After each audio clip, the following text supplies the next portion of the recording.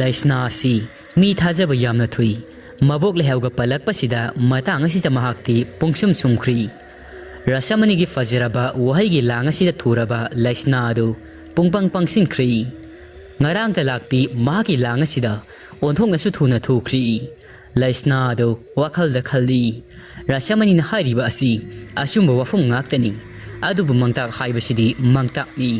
asumba aranba haibasidi mi gi thajabagi makha yamna poli adubu laisna mabok lehaugi maming adu tabada masado thajabagi koyomna langoi chansinkhri laisna na inama wafam duna asumba oirabadi khullai kai asigi yaifana ba hairabadi tawbiyo karisu kahidi aigidi thoina asinattana haijningai leiti abok lehauna inamada piramba mangtak adu taibangda mangfauna hannaba hotnabiyo asi hairamlaga laisna adu imungda sangkhri mahak sangkhibaga matei manau ani adu michi khatnai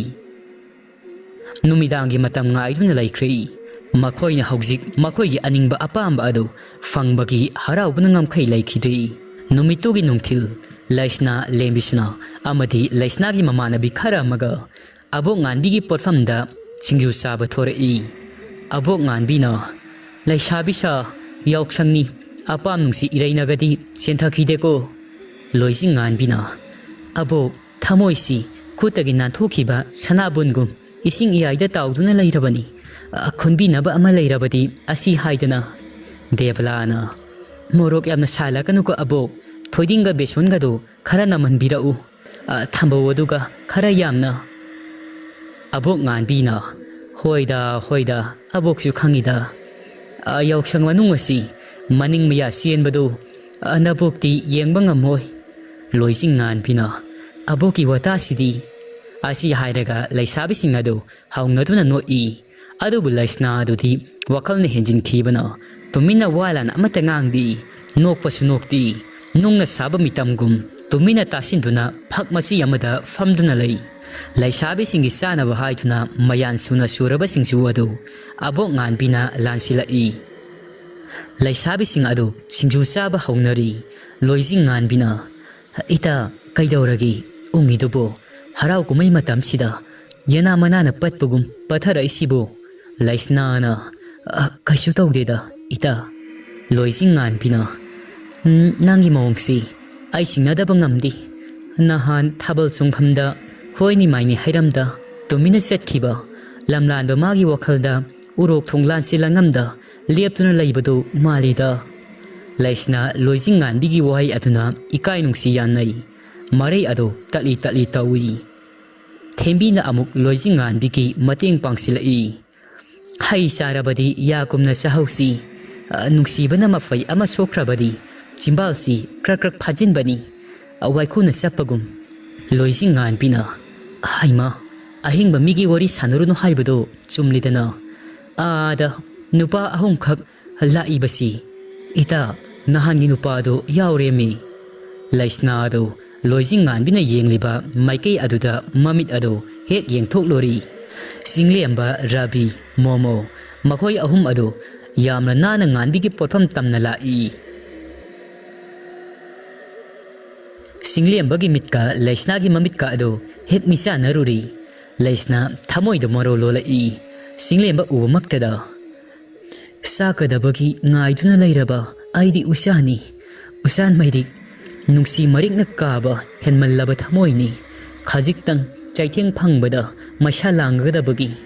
ningai kanbi lamtagi athengba hingda sitpa nungsitli madu khangna satpiyo pakhang oibana hakna singlembagi thamoisu laisna ubada maro lolai senglau sakna henbi nuzana gi mityeng asi na hairakliba wahai singasidi aidi paruri aigi mitsna ani asina nangi mitsna dugi mayak singado nangbu uromiko basida nungpal animak onkhri ani ado potfam maduda yengnatuna lei loising nganbi ado khawdem sanai loising nganbina singju saba laklaga mairanbi mayam paire eswaida nungsi mairi lakta chongsin duna chakadabagi laisnana ai sari basidi singjusi safam thokpa adum asao nangsu loising nganbina pakhum phawdi Hairuba aina aranba tari. Nganbigi pafam adu pakang laisabising adugi nungsiya kapung oiredo. Basanta ritu haibado abo nganbina oiri lairang khuimu itilli. Abo nganbina thabalda pakhong sanbi sana tha nura pakang thamoi malauba tha ugi yening hunba tha marak sida isu singi thamoi se nabo nganbi aigi singju sabadagi waithung naba oijaro. Pakang laisabising adu walaung no I abo nganbigi wata aduda ngasi singjugi mikop asida laisnaga singlembaga adu thamoigi wa adu fongdok nei. Laisna hoigi thongal fauba pakang oiba mahakna laptakna tung inaraktuna khongdakri. Athengba matamda laisna adu lomba laki horen khalli thongal khanglabanina. Laisna adu wakhal yamna nungairamdabani adubu singlembaga ngahak singju potham aduda wari watai sanabadagi khara fari. Ngasi abo nganbigi potham asida singju saba salamdrabadi thengnaramdrabasu yai. Pakang oiba mahaksu yauksang matam asida laikai lana nunjagi khungul asi lirakhibani. Numisu tasilakli singlembasu mamanaba ani aduga loinaduna mayumda hankri. Laisna lairang mapaladuda chak thongli momon noktuna ngasai singlembagi wai singaduna manakong maya aduda khoina ngangbagum nganglari. Singlembana angangba kurang mapalda kari haina hairamgani khoining labana. Laisna na nangsi lairang laktagi punghen hele adubu angangba kurauti laidasu kanadi. Singlembana mapok thiba natti lairang nahakti taibang na lana pautok lambayay kurau nahak tabo khoidajaba khoining ni aidi asum na hairamgani. Laisna na nangdi yamna khangina khoininga angangba kurau mapalga sanaba warido tahaubra. Singlembana tahawi. Laisna ado momon no I sak thongna lembisna na ise laisna kathi manam nambado nangisi chakaba mali soidri chagagaba. Laisna ado ithak thakatli sak sapu maide yairibani haiduna tawriba ado khare henmankri. Laisna humang kangi sak ado sagadi kari haibasu khangli manam maduna. Laisna na lembisna sakakarimi. Lembisna na sakado dum sara sidaisi hayemwai lohongpa numita nong tanaba ani ado wawa nokminai. Laisnaga lembisnaga sanariba wahai singado wari singado ngasai makai phaglangda manakong thamduna tari rasamani ado. Rasamani gi mapukningda asumna khaldi no hauro khare yamna no hauro koidrabani hidagadabado nangi punsi asi kangkhong sahellagi asi haiduna laklibani. Kangkhada kunbi mahupubi lin amomni aidi matang sabada chiki ngairibani. Laisna adu sak thongba loiratuna lembisnaga saminari ani ado chak toklaba matung tumba sangkri. Numidang tumsit phadaba karika ngarang ahingi masado wabana pop tari. Tanglaw sup tapna thangzilakpa matam oirakli. Tumba hanbi lembisna sup tumthakrabani. Laisna sodo mangai makoi ani ado tumthakri haibagi samin phangbaga matai manau ani ado bhoot sanaba hawadauri. Rasamani na moi babung aikoina tawgadabasi karino hauzik tawgadaba thabaksing asi masa tana tawksi amasu panglamda lamsingumsi aidi pamdi nahanmuki thaudoksingdo ningsingu. Bikash na ahanba tawgadabasi lan chingba ani subadana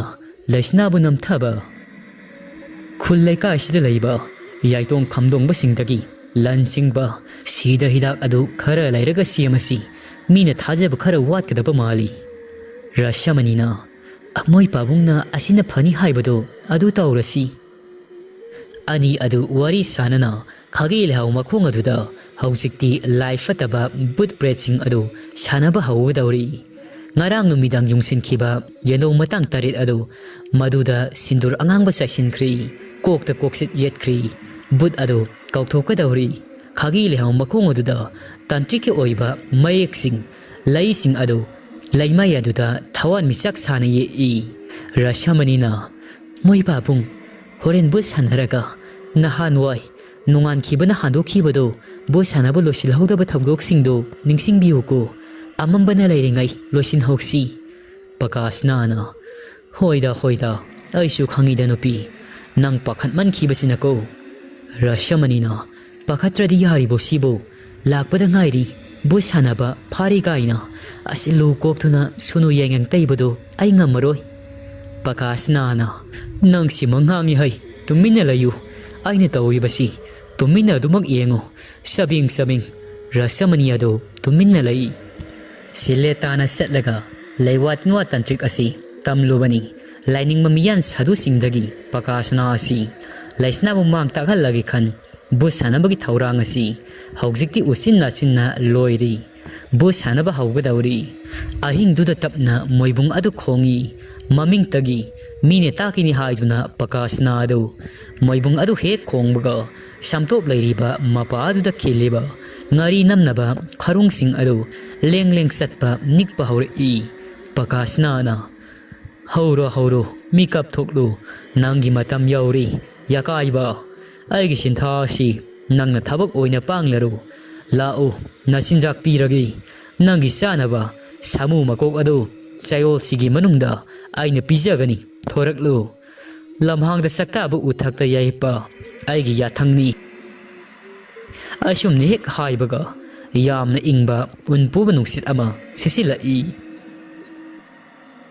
Shamtop lairiba mapa Ngari namdriba Kharung ahangba amadagi Musuk muba Bhoot anikak Phallaw na songthura Aduga Khagi Leihao makong adu tamnala Bhoot ani ado Khagi Leihao masasing aduda Tumina yanthaduna Phammaga laikri Bhoot ani adu thorakpada Makutta thang ama pairaga Humang tagay Rashamani adu Jagoi saba horakli Maikai mari aduda Thangi jagoi Thang jagoi adu sana Rashamani gi mabukningda Asumna khalli Aisi Yamna noirambaniko Masigi bul asi Hek sanarubadagi Yanga loina kangli Thang jagoi sanaba hotnabada Yang kangninglabadi Bus hanaw haibado Mathanda karan puzay Bhoot amana Khagi Leihao masaduda Makong yanthaduna phamlambadagi Yumthak aduda Phallaw na chongkhatkri Aduga khongkrai sentuna Thabal mangaladuda Famduna laikri Bhoot atopa amaduna Khagi Leihao masaduda Adumak makong yanthaduna Phammaga lairi Bhoot tuda lansingo haiduna Yathang pirami Bikash nana Ay kanano Nakoi khangba natro Aibu wa yamna samtahangano Thabak oina ulu Hayengdagi Nakoi gina thawado Lanthong thiba Migi mapot manan huranba ado Nakoi gini ko Bhoot amana Bikash na gi wa aduda Hoi haiduna yakri Adubu madugi damak Machinjak mathata muhairi Kunduda sigadabagi Tharak yanduna laiba Taibang mi adugi thawai Meerel ado Machinjak oijaw haiduna Haisarami Adumna Bhoot tuga yanaba puraknaba Wari sanari Matamatuda Ashomdana kamdahuri Momo hoy yum ado Chingliamba laami Momo na Itaw Laisna sa tumamanida Singliamba na Hawdok siba itaw Momo na Nang sisuko Yay haibo Karang ngalingad oirabadi Paroidra haibani Nupi lumba setpa sibu Asuk yamna ting na sana bro Ngasay na tumlamlani haibani Fana su tingli Tauri basi Singliamba na Aido Ashomda ikoi idawge nabado Yangsilingay de tingdokri Itaw Thabal faba matamda Nupi nupa ani na thabal gi mangalde yengaga Nungsi wari sanabasi Tungnay hayi Adugi tawbani Aina tingbasida Mabu kautoktuna Lamta thagi fajaraba thabal asi Yengtuna wari sananingbagi Nungsi pantungdo Yawningbagi tawbani taw Momo na Migi laikay niko Pharabasu phatrabasu Laikay mabung mapasing na ukrabadi Aykhoy say sabu soyrako Singliamba na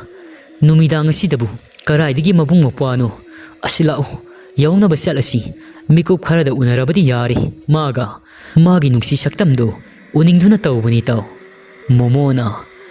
Nang sidibuko Anam kankre hay Singliamba na Nungsi masung langi kharakan batari taw Haina ani adu wari sana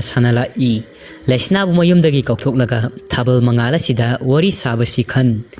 laisnabu uningbagi mayaina tangla ulaina tenglaba ahingi matamni haibado singli amadi kaukri ani adu laisna ho yausilakpaduda momona khudang adu kanna pairaga singli amba adu singni leibak makhada kunta haibagi matagum momona singbaduda singli amba adu khuru adu tatli nung adu da subada sauningmana masadu loirabani singli amba nangbu ngawrabai taw momona wa nganganu tumina layu haibagi ingit singli amba da tawrami ani adu amamba aduda maishu amata yawbanati ngasai thabal mangala duda kanana kaidau zarunigi thabal asuk yamna fabasibu asi haituna lakhibani momo laisna hogi yum mathak aduda munna yengi mitkup to makhai khu asok padu nalamlaga matangnu yengliba adu karino haiduna singlimba adu laisna hogi yum adomda yengthok lori ani adu mamit ani makna chapchana uri thabal mangala duda musuk muba asoba ama khongrai sanduna yena khada horiba khagi leihao makhong adomda onsilaga famliba adu ani adu mamit kupto makai yengduna laikri wadi ngangba thokiri momona tapna mana kong maya aduda singli embagi itaw salawuna fargada mali yumda as nataisa do mandrida laisna hogi yum thakta kanano phamaga leiribasi singli embana ngai khoitaw yengkhiseba karino haibadu hanba tarabasu ai laisna muktadi unakhigi momona as ngawkhalakanu koitaw tinkhela khetbigi thabaksi tawgunu haibani matang se karai digi laisna no lai thoklinga sida as chanabu tawrasi as itaw talleda nangsidi singli embana hausik bu karai digi laino mi oirangbani da momona itaw sak phajaba kokta santi hanba mina bo asuk thenglaba matam masida asuk yamna sauna yumtak sida leigadro kanana thengbasida yum mathakta karaga phamnagi chinglemba momogi wahai singaduda wakhal tarai laitin thajidaba chinglemani ngasigi thengnariba thaudok asina mahakti mahaki punsigi ahanmani adumna ani adu wari sanari ngai laisna hogi yum mathak aduda mapa sana kwak amasu lak laktana khongai matamduda khongrai santuna yumtakta phamlamba but adu lepkhalai but adu lepkhalakpada jara jara wangkhatkri aduga kwak adu lamna bahot ai adubu usinna chin kwak adu but adugi makhuttagi nathoktuna paikri matu khara amadi kelhauri but adu wangna leplammadagi amuk piksinkhri aduga tumin hanagi mataukum khongrai santuna yumthak aduda famkhri tawribadu ubada tinkhet laikhet pa singlemba adu maya kumli momogi masadudi nikpana loirabani sansaduna paktharaga mamai adu mayu maikei onduna chatke tawi adubu singli amana khami as ngai khoitaw satkiro siba yengi saibani chatpa tarabasu asumba ma khanglaga chalasi as ai laisna unadrabasu yari moigi si mawong amani taw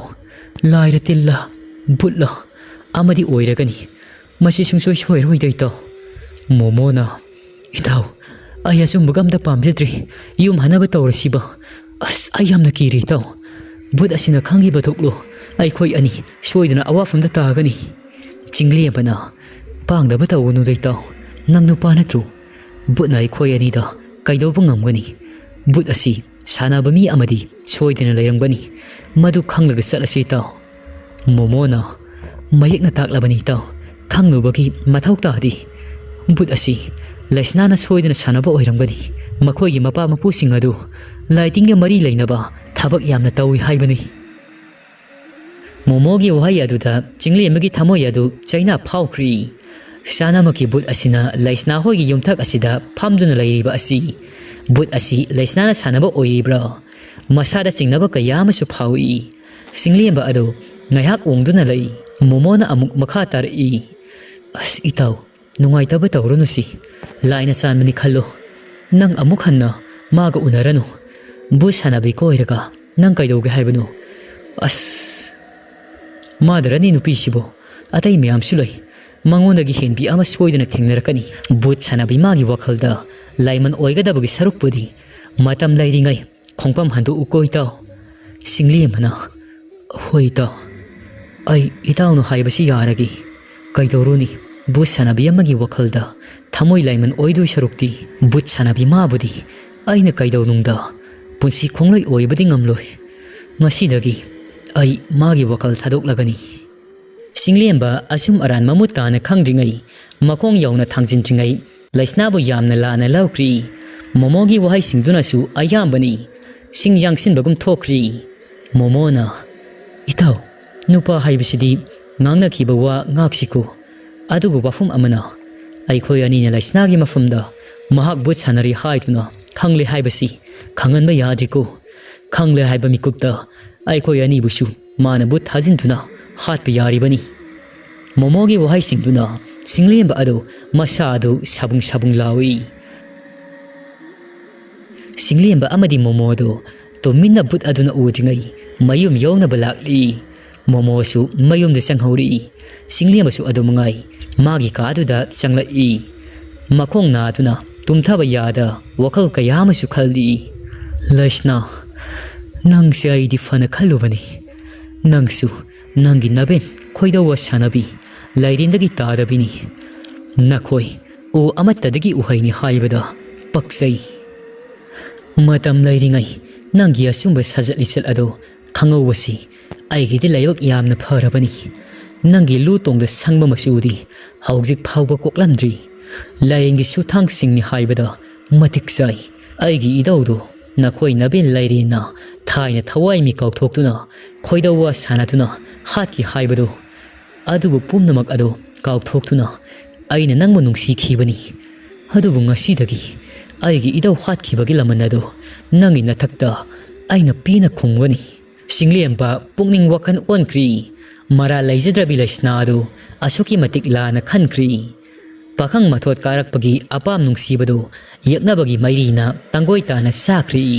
laisnagi damak thamoi da mayol chonglamba nungsiba ado mara yauna phokri thamoi leimaidagi singliyambagi basantagi hainam lainam puba nungsitto asaba nungsit mahu senba nungsit onkri ngasigi ahingi thaudok asina maram oi mari mari loinamak ningsinglakli madok singa liramba wari sing ado sagai yasida i oina itin jingai mana poktingai ariba matamgi wari sing ado matamdugi wari ado chingli amagi madau subona liramba ado khullai ka yasida mayai kan binupi ama lairami mamingna Leiren kawi mine henjinba yadi kabla khuru sunglabi ahalgi matam oira fauba magi mayai asidi nongma nongmugi hengalai matam ado nakhogi nadau aibu pokpa ipa adugi hipa thoiba kauba ama lairami mahak matam aduda naba fagalakpada ngairi aikhoigi ingkhola sida hainau mayam pali matamduda Leiren haibi khoidawa sanabi hanubi adu aikhoide itattatana lai mana ingkholda changakpa si nadau thoibadi kaya pamlamde nomgi numit i nadau na Leiren yengna hai ise Leiren nungaigadabadi mande nawpana ngasi haigadabasi ise na ingkholdagi hainau hekpasi angang singde nungaitri makhoide hainau wasi heklaga yari pokaitel da yolaga yum punari bani do ama ani hekpadi kadai haibi yabani nungti yesum toini hekmallabadi khara henman khredaisi Leiren thoibagi wadu tabada hibungo isidi laide kanaba hekpani angang singa nungaitri hairabani na phare nakhoi ingkholasita changlaklaga isena amuk hanna potna amata heklaroi ise chatle asi hairamlaga Leiren ado phingna chatkri khangni banoi hainau khara heklobagi aibu changa ningtrabako thaudok asi thokiba matung thoiba ado numit humnigi matung sor phulle hairamlaga sak sadringai chakhum manga duda wantha khibadagi aroiba yep tankri masa mamok singaduna akang ai jenglubada laika yaduda laibi ahal lamana sor thatuna khoidawa sanaduna thawai mirelasi chingduna hatpani hairami masigi thaudok asina marom thamnaki thaudok singasi ngasigi ahinga sida urok pareng paisilakpagum tapna singlembagi makokta paisilai singlema masila duda nangi pusi sialado aina mangan mangamdraba ai singlema natteko asumna pungkan khanjilli ꯃꯤꯠꯅ ꯎꯕ ꯉꯥꯛꯇꯅ ꯑꯆꯨꯝꯕꯅꯤ ꯈꯟ ꯂꯪꯂꯥ ꯂꯪꯁꯤꯟ ꯈꯪꯗꯅ ꯑꯄꯥꯏꯕ ꯂꯩꯆꯤꯜ ꯑꯃꯒꯤ ꯁꯛꯂꯣꯟꯗ ꯑꯁꯦꯡꯕ ꯁꯛꯂꯣꯟ ꯑꯣꯏꯔꯕ ꯅꯤꯡꯂꯨꯔꯤ ꯆꯤꯡꯂꯦꯝꯕ ꯑꯗꯨ ꯍꯧꯖꯤꯛꯇꯤ ꯇꯨꯝꯊꯈ꯭ꯔꯤ ꯑꯁꯣꯝꯗꯅ ꯃꯇꯩ ꯃꯅꯥꯎ ꯑꯅꯤ ꯑꯗꯨ ꯕꯨꯠ ꯀꯟꯅ ꯁꯥꯟꯅꯔꯤ ꯕꯨꯠ ꯑꯅꯤ ꯑꯗꯨꯗ ꯃꯈꯣꯏꯅ ꯇꯧꯍꯟꯅꯤꯡꯕ ꯊꯕꯛꯁꯤꯡ ꯑꯗꯨ ꯂꯣꯏꯅ ꯑꯃꯠꯇ ꯆꯤꯊꯗꯅ ꯍꯥꯏꯔꯤ ꯕꯨꯠ ꯑꯗꯨꯁꯨ ꯅꯤꯡꯉꯥꯏꯗꯅ ꯁꯥꯟꯅꯕꯗꯒꯤ ꯅꯨꯡꯉꯥꯏꯕꯅ ꯊꯨꯝꯍꯠꯂꯤꯉꯩ ꯅꯣꯡ ꯉꯥꯟꯊꯣꯔꯛꯂꯤ ꯅꯣꯡ ꯉꯥꯟꯕ ꯍꯥꯟꯈꯤꯕꯅ ꯕꯨꯠꯁꯤꯡ ꯑꯗꯨ ꯁꯥꯟꯅꯕ ꯂꯣꯏꯁꯤꯜꯍꯧꯗ꯭ꯔꯤ ꯈꯔꯨꯡ ꯃꯅꯨꯡ ꯑꯗꯨꯗ ꯆꯪꯕꯁꯨ ꯅꯪꯍꯧꯗ꯭ꯔꯤ ꯔꯁꯃꯅꯤꯅ ꯃꯣꯏ ꯄꯥꯕꯨꯡ ꯀꯃꯥꯏꯅ ꯇꯧꯅꯤ ꯁꯤꯗꯤ ꯅꯣꯡ ꯉꯥꯜꯂꯤ ꯍꯥꯏꯕꯅꯤ ꯕꯀꯥꯁꯅꯥꯅ ꯍꯣꯏꯅꯦ ꯄꯨꯡꯉꯥꯟ ꯉꯥꯜꯂꯤ ꯇꯧꯔꯤꯕꯁꯤ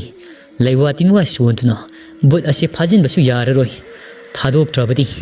ꯍꯌꯦꯡ ꯅꯣꯡꯉꯥꯜꯂꯝꯗꯥꯏꯗ ꯐꯥꯖꯤꯟꯕ ꯅꯠꯇꯅ ꯔꯁꯃꯅꯤꯅ ꯄꯦꯜꯂꯕꯅꯤꯗꯀꯣ ꯇꯧꯗꯣꯏꯁꯤ ꯊꯧ ꯌꯥꯝꯃꯤꯉꯩ ꯋꯥ ꯌꯥꯝꯗꯧꯔꯤꯕ ꯍꯧꯖꯤꯛꯇꯤ ꯕꯀꯥꯁꯅꯥꯅ ꯃꯤ ꯎꯗ꯭ꯔꯤꯉꯩ ꯏꯃꯨꯡꯗ ꯆꯪꯍꯧꯔꯁꯤ ꯆꯥꯏꯔꯤ ꯈꯣꯠꯂꯤꯕꯁꯤꯡ ꯑꯁꯤ ꯂꯣꯏꯁꯤꯜꯂꯣ ꯔꯁꯃꯅꯤꯅ ꯕꯨꯠꯁꯤꯡ ꯑꯗꯨꯅ ꯀꯝꯗꯧꯕꯅꯣ ꯕꯀꯥꯁꯅꯥꯅ ꯃꯣꯏ ꯊꯣꯛꯄꯅꯤ ꯔꯁꯃꯅꯤꯅ ꯃꯗꯨꯕꯨ ꯍꯦꯛꯇ ꯌꯥꯔꯗ꯭ꯔꯣ ꯕꯀꯥꯁꯅꯥꯅ ꯃꯣꯏꯁꯨ ꯑꯩꯈꯣꯏꯗꯒꯤ ꯍꯦꯟꯅ ꯁꯤꯡꯕꯅꯤ ꯉꯝꯅꯕ ꯃꯤꯅ ꯎꯗꯅꯕ ꯍꯣꯠꯅꯖꯁꯤꯅꯤ ꯑꯁꯤ ꯍꯥꯏꯔꯒ ꯕꯀꯥꯁꯅꯥ ꯑꯗꯨ ꯏꯃꯨꯡꯗ ꯆꯪꯈ꯭ꯔꯤ ꯈꯥꯒꯤ ꯂꯩꯍꯥꯎ ꯃꯈꯣꯡ ꯑꯗꯨꯗ ꯆꯥꯏꯔꯤꯕꯁꯤꯡ ꯑꯗꯨ ꯔꯁꯃꯅꯤ ꯃꯊꯟꯇ ꯂꯣꯏꯁꯤꯜꯍꯧꯔꯤ ꯂꯩꯁꯅꯥ ꯍꯧꯒꯠꯂꯛꯂꯕꯗꯤ ꯊꯕꯛ ꯂꯣꯏꯔꯤ ꯃꯥ ꯈꯪꯍꯟꯕ ꯌꯥꯕ ꯅꯠꯇꯦ ꯑꯁꯤ ꯍꯥꯏꯕꯒꯤ ꯆꯥꯏꯔꯤꯕꯁꯤꯡ ꯑꯗꯨ ꯁꯦꯡꯗꯣꯛꯏ ꯕꯨꯠ ꯑꯅꯤ ꯑꯗꯨꯁꯨ ꯑꯉꯥꯡ ꯃꯆꯥ ꯅꯨꯄꯥ ꯃꯆꯥ ꯆꯍꯤ 10 ꯆꯪꯉꯛꯄꯒꯨꯝ ꯑꯣꯟꯈ꯭ꯔꯤ ꯑꯗꯨꯒ ꯃꯅꯤꯡꯒꯤ ꯌꯦꯟꯊꯧ ꯍꯧꯔꯤꯕ ꯃꯈꯣꯡ ꯑꯗꯨꯗ ꯇꯨꯃꯤꯟꯅ ꯆꯪꯗꯨꯅ ꯂꯣꯠꯈ꯭ꯔꯤ ꯂꯩꯁꯅꯥꯁꯨ ꯅꯣꯡꯉꯥꯜꯂꯛꯄꯒ ꯋꯥꯈꯜ ꯅꯨꯡꯉꯥꯏꯅ ꯍꯧꯒꯠꯂꯛꯏ ꯉꯔꯥꯡ ꯅꯨꯡꯊꯤꯜ ꯆꯤꯡꯂꯦꯝꯕ ꯎꯅꯔꯨꯕꯒꯤ ꯅꯨꯡꯉꯥꯏꯕ ꯑꯗꯨ ꯉꯁꯤꯁꯨ ꯃꯁꯥꯗꯨꯗ ꯏꯊꯟ ꯊꯟ ꯊꯃꯣꯏꯗ ꯂꯩꯔꯤ ꯅꯤꯡꯁꯤꯡꯕꯒꯤ ꯏꯄꯥꯛꯇ ꯂꯩꯁꯅꯥ ꯍꯧꯒꯠꯂꯛꯄꯒ ꯏꯃꯨꯡ ꯃꯅꯨꯡ ꯑꯗꯨ ꯂꯣꯏꯁꯤꯜꯂꯤ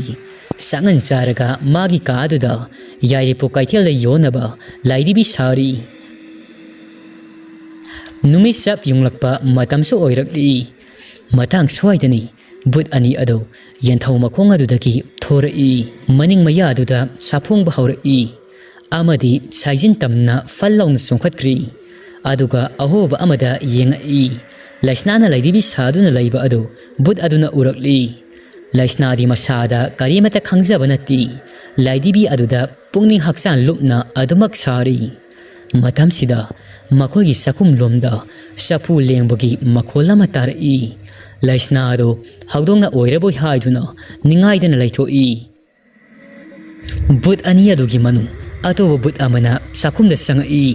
ꯑꯗꯨꯒ ꯌꯥꯀꯥꯏ ꯊꯤꯡꯒꯥꯏꯕ ꯄꯤꯕ ꯍꯧꯔꯛꯂꯤ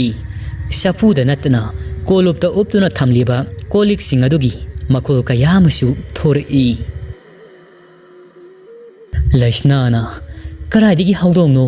ꯑꯩꯕꯨ ꯃꯅꯤꯡ ꯊꯣꯡ ꯑꯁꯤ ꯂꯣꯜꯂꯝꯕ ꯀꯥꯎꯔꯕ꯭ꯔꯅꯤ ꯑꯩꯕꯨ ꯉꯁꯥꯏ ꯂꯣꯟꯗꯤ ꯂꯣꯜꯂꯝꯕꯅꯤꯗ ꯂꯩꯁꯅꯥ ꯑꯗꯨ ꯇꯨꯃꯤꯟꯅ ꯐꯝꯗꯨꯅ ꯂꯩꯕ ꯌꯥꯔꯛꯇ꯭ꯔꯤ ꯆꯥꯛꯈꯨꯝ ꯂꯣꯝ ꯑꯗꯨꯗ ꯆꯪꯉꯛꯏ ꯃꯅꯤꯡ ꯊꯣꯡ ꯑꯗꯨ ꯁꯦꯕꯥꯛ ꯐꯛꯀꯩ ꯍꯥꯡꯗꯣꯛꯇꯨꯅ ꯂꯩꯔꯝꯕꯗꯨ ꯃꯍꯥꯛꯅ ꯎꯔꯤ ꯀꯣꯜꯂꯤꯛ ꯑꯗꯨꯁꯨ ꯏꯆꯥꯏ ꯆꯥꯏꯅ ꯂꯩꯔꯝꯃꯤ ꯂꯝꯌꯥꯏꯗꯨꯗ ꯆꯥꯛ ꯆꯐꯨ ꯑꯗꯨꯁꯨ ꯃꯈꯨꯝ ꯑꯗꯨ ꯏꯍꯥꯡ ꯍꯥꯡꯗꯣꯛꯂꯒ ꯆꯐꯨꯗꯒꯤ ꯆꯥꯛ ꯀꯣꯠꯇꯨꯅ ꯆꯥꯈꯤꯕꯒꯨꯝ ꯆꯥꯛꯈꯨꯝ ꯑꯗꯨ ꯏꯆꯥꯏ ꯆꯥꯏꯗꯨꯅ ꯂꯩꯔꯝꯃꯤ ꯂꯩꯁꯅꯥ ꯑꯗꯨ ꯃꯗꯨ ꯎꯕꯗ ꯈꯣꯏꯗꯧ ꯁꯥꯎꯒꯠꯂꯤ ꯃꯁꯤꯜꯗ ꯑꯁꯨꯝꯅ ꯆꯩꯍꯠꯂꯤ ꯀꯔꯝꯕ ꯍꯧꯗꯣꯡ ꯃꯩꯊꯥꯕꯅꯣ ꯃꯅꯤꯡ ꯊꯣꯡ ꯂꯣꯜꯂꯝꯗꯕꯒꯤ ꯈꯨꯗꯣꯡꯆꯥꯕ ꯂꯧꯔꯒ ꯃꯤꯒꯤ ꯆꯥꯛꯈꯨꯝ ꯑꯁꯤꯗ ꯂꯥꯟꯗꯥꯔꯤꯕꯁꯤꯕꯨ ꯈꯪꯉꯤꯕ ꯃꯊꯪ ꯊꯦꯡꯅꯕꯗ ꯅꯝꯌꯥꯡꯗꯨꯗ ꯂꯤꯆꯩꯅ ꯁꯥꯟꯗꯒꯤ ꯂꯩꯁꯅꯥ ꯑꯗꯨ ꯄ꯭ꯔꯣꯛ ꯄ꯭ꯔꯣꯛ ꯆꯥꯛꯏ ꯆꯥꯏꯔꯤꯕ ꯃꯌꯥꯝ ꯑꯗꯨ ꯂꯣꯏꯁꯤꯟꯈ꯭ꯔꯤ ꯕꯨꯠꯇꯨꯅ ꯁꯒꯥꯏ ꯃꯊꯛ ꯑꯗꯨꯗ ꯇꯣꯡꯉꯒ ꯂꯩꯔꯤꯕ ꯑꯗꯨꯗꯤ ꯃꯍꯥꯛꯇꯤ ꯎꯕ ꯅꯠꯇꯦ ꯁꯒꯥꯏ ꯃꯊꯛ ꯑꯗꯨꯗ ꯇꯣꯡꯗꯨꯅ ꯂꯩꯔꯤꯕ ꯑꯃꯨꯕ ꯕꯨꯠ ꯑꯗꯨꯒꯤ ꯃꯁꯛ ꯑꯗꯨ ꯃꯃꯤ ꯁꯥꯃꯤ ꯑꯣꯏ ꯄꯤꯊ꯭ꯔꯥꯏꯒꯤ ꯄꯨꯈꯝ ꯑꯗꯨꯗ ꯃꯃꯤ ꯇꯥꯔꯤꯕ ꯑꯗꯨ ꯂꯩꯁꯅꯥꯅ ꯎꯔꯛꯏ ꯀꯣꯟ ꯑꯗꯨ ꯂꯣꯏꯁꯤꯟꯅ ꯂꯩꯁꯅꯥ ꯑꯗꯨ ꯁꯒꯥꯏ ꯃꯊꯛ ꯑꯗꯨꯗ ꯌꯦꯡꯈꯠꯈ꯭ꯔꯤ ꯑꯗꯨꯕꯨ ꯃꯊꯛ ꯑꯗꯨꯗ ꯀꯔꯤꯃꯠꯇ ꯂꯩꯕꯗꯤ ꯎꯗꯦ ꯕꯨꯠ ꯑꯗꯨ ꯃꯥꯡꯈ꯭ꯔꯤ ꯆꯥꯛꯈꯨꯝꯗ ꯂꯩꯔꯝꯕꯗꯒꯤ ꯁꯥꯏꯖꯤꯜ ꯑꯍꯣꯕ ꯑꯃꯗ ꯐꯠ ꯂꯥꯎꯅ ꯂꯤꯊꯣꯛꯈ꯭ꯔꯤ ꯑꯗꯨꯒ ꯅꯨꯃꯤꯠ ꯆꯞ ꯌꯨꯡꯕ ꯃꯇꯝ ꯑꯁꯤꯗ ꯊꯪꯅꯕ ꯃꯤꯒꯤ ꯌꯨꯝꯊꯛꯇ ꯍꯪꯉꯣꯏꯅ ꯆꯣꯡꯗꯨꯅ ꯆꯠꯄꯒꯨꯝ ꯐꯜ ꯂꯥꯎꯅ ꯆꯣꯡꯗꯨꯅ ꯆꯠꯈ꯭ꯔꯤ ꯂꯩꯁꯅꯥꯒꯤ ꯃꯁꯥꯗ ꯃꯃꯤ ꯑꯣꯏꯔꯕꯣꯏ ꯅꯤꯡ ꯆꯥꯏꯔꯤꯕ ꯃꯌꯥꯝ ꯑꯗꯨ ꯂꯣꯏꯁꯤꯜꯂꯤ ꯆꯥꯛꯈꯨꯝꯗꯨꯗ Laisna sairibasing adu loisinba loibaga magi ka tamna sangai aduga laidibi saba loisilamdaba adu loisinaba laknai masha adu tumningbasu phawrli laidibi sana sana mamit ani adu khap khap singlakli mana oiduna lairingai mamit tuda mana saba loisindriba laidibi singadugi marakta laidibi amana magi na kongmaya aduda muru muru sonduna na sol pikna hari ita nakhoi yumsi but lairi ita but sangi ita aikhoidi laidibi na uba ngami ita seksilu koita nang awafumda tagadawri nakhoi yenthau makhong si hanagi matawgum yakapung oigadawri nathakta masha pumba haithagadawri seksilu koita aikhoidi laifidibi ni kayam koina mafum asida laigani kaithi lukmai pankiba numitta loiri laidibi adu ahingba ama oiramlaga tumina taduna laikri fak aduda laisna adu mikap thorai mami singa mamit ani adu noiduna yengi mahakti mathong khangjaba nati mang oi ha oi ngahak tumtharo baduda oirum nupi ama laklaga mangona wari saramli boy ningkri manglan oi kai oi laisna laidibi adu thausawo sadana saba amu khauri somdana but ani ado numisap yungba matamasida kumai hauri but ani ado tokai na ina kaira khunba yum khallaga changba haukri mina tumna hipnaba pothanaba matamasida but amadi ina kaira khunba sagol sem landoni hoi yumda changsinkri buttuna migi igi yumchau asau wadugi sajinda lisilai uri wauriba numit oi tawbana uti thongba taptai sasillaga landoni ado isi sikai tumli but aduna landoni gi ka adu da sanglaga magi lukhum maya adu da lairiba upu ado hangdorakli tapna makhol thoandana but aduna upu manung adu da kari yauri haiduna thiba hawri phirol sing adu saikhaiba hawrakli but aduna upu maron adu phaktuna shana lupa laibra haiduna koithi thiba hawri